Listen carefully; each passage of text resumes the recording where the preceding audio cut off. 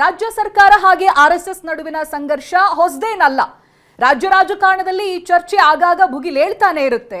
ಇದೀಗ ಸರ್ಕಾರಿ ಜಾಗದ ಬಳಕೆಗೆ ಸಂಬಂಧಪಟ್ಟ ಹಾಗೆ ಹೊಸ ಕಾನೂನನ್ನ ತರೋದಕ್ಕೆ ಸರ್ಕಾರ ಮುಂದಾಗಿದೆ. ಇದು ಕಾಂಗ್ರೆಸ್ ಹಾಗೆ ಬಿಜೆಪಿ ನಡುವೆ ಸಂಘರ್ಷಕ್ಕೆ ವೇದಿಕೆ ಮಾಡಿಕೊಟ್ಟಿದೆ. ಆರ್ಎಸ್ಎಸ್ ಕಾರ್ಯಚಟುವಟಿಕೆ ನಿರ್ಬಂಧಿಸಲು ಹೊಸ ವಿಧೇಯಕ. ವಿಷಯ ಅಂದ್ರೆ ಆರ್ಎಸ್ಎಸ್ ವರ್ಸಸ್ ಸರ್ಕಾರದ ನಡುವಿನ ಸಂಘರ್ಷ ಮತ್ತೊಮ್ಮೆ ವೇದಿಕೆಗೆ ಸಜ್ಜಾಗ್ತಾ ಇದೆ. ಆರ್ಎಸ್ಎಸ್ ಕಾರ್ಯಚಟುವಟಿಕೆ ನಿರ್ಬಂಧಿಸೋದಕ್ಕೆ ಇದೇ ಅಧಿವೇಶನದಲ್ಲಿ ಹೊಸ ವಿಧೇಯಕ ಮಂಡನೆಗೆ ಕ್ಯಾಬಿನೆಟ್ನಲ್ಲಿ ಒಪ್ಪಿಗೆ ಸಿಕ್ಕಿದೆ. ಆದರೆ ಎಲ್ಲೂ ಕೂಡ ಆರ್ಎಸ್ಎಸ್ನ ಹೆಸರನ್ನ ಉಲ್ಲೇಖ ಮಾಡಿಲ್ಲ. ಸಾರ್ವಜನಿಕ ಪ್ರವೇಶ ನಿಯಂತ್ರಣ ಹೆಸರಿನಲ್ಲಿ ವಿಧೇಯಕವನ್ನ ಮಂಡಿಸೋದಕ್ಕೆ ಸರ್ಕಾರ ಮುಂದಾಗಿದೆ. ಹಾಗಾದ್ರೆ ಸರ್ಕಾರ ಜಾರಿಗೆ ತರೋದಕ್ಕೆ ಹೊರಟಿರುವ ವಿಧೇಯಕದಲ್ಲಿ ಏನಿದೆ ತೋರಿಸ್ತೀವಿ ನೋಡಿ. ನೋಂದಣಿ ಆಗದ ಯಾವುದೇ ಸಂಘಟನೆ ಸರ್ಕಾರಿ ಜಾಗ ಬಳಸುವಂತಿಲ್ಲ.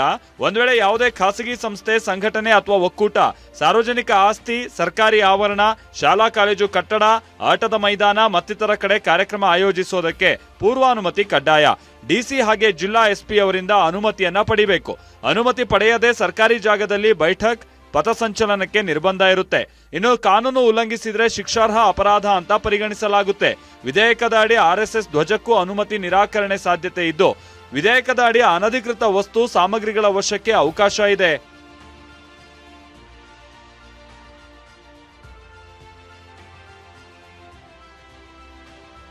ತೀಟೆ ಚಟ ಅಂತ ವಾಗ್ದಾಳಿ ನಡೆಸಿದ ಬಿಜೆಪಿ ನಾಯಕರು.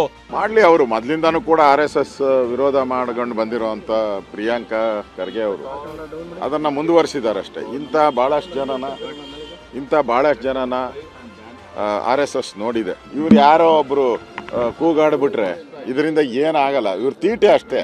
ಇರೋದು 1.5 ವರ್ಷ ಒಳ್ಳೇದ್ ಮಾಡಪ್ಪ ಅಂತ ಹೇಳಿದ್ರೆ ತೀಟೆ ಮಾಡ್ಕೊಂಡೇ ಕೂತವ್ರೆ. ರಾಜ್ಯದ ಮುಖ್ಯಮಂತ್ರಿಗಳಾಗ್ಲಿ ಪ್ರಿಯಾಂಕಾ ಖರ್ಗೆ ಅವರಾಗ್ಲಿ ನೇರವಾಗಿ RSS ಹೆಸರನ್ನ ಅದರಲ್ಲಿ ಉಲ್ಲೇಖ ಮಾಡಿಲ್ಲ. ನಾನು ತಮ್ಮ ಮುಖೇನ ರಾಜ್ಯದ ಮುಖ್ಯಮಂತ್ರಿಗಳಿಗೆ ಹಾಗೂ ಗೃಹ ಸಚಿವರಾಗಿರ್ತಕ್ಕಂಥ ಪ್ರಿಯಾಂಕಾ ಖರ್ಗೆ ಅವರಿಗೆ ಸವಾಲ್ ಹಾಕೋದಕ್ಕೆ ಇಚ್ಛೆ ಪಡ್ತೇನೆ.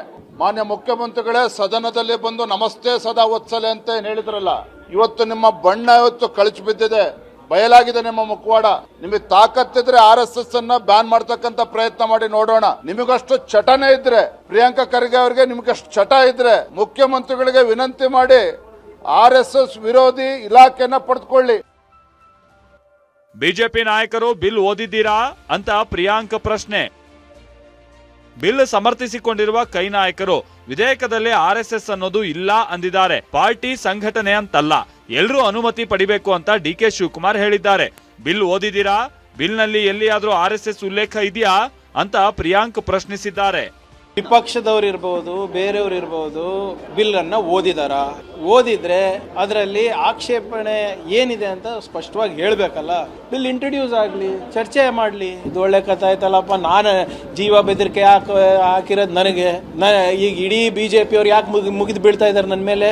ಅವ್ರು ನನಗೆ ಟಾರ್ಗೆಟ್ ಮಾಡ್ತಾ ಇದಾರೆ, ನಾನು ಅವ್ರಿಗೆ ಟಾರ್ಗೆಟ್ ಮಾಡ್ತಾ ಇದ್ದಾರೆ. ನೀವು ತೀರ್ಮಾನ ಮಾಡಿ. ಆಮೇಲೆ ಈ ಬಿಲ್ಲಿಗೆ ನಿಮ್ಮ ಅನ್ರಿಜಿಸ್ಟರ್ಡ್ ಅನ್ರೆಗ್ಯುಲೇಟೆಡ್ ಆರ್ಗನೈಸೇಷನ್ಗೆ ಸಂಬಂಧ ಇಲ್ಲ.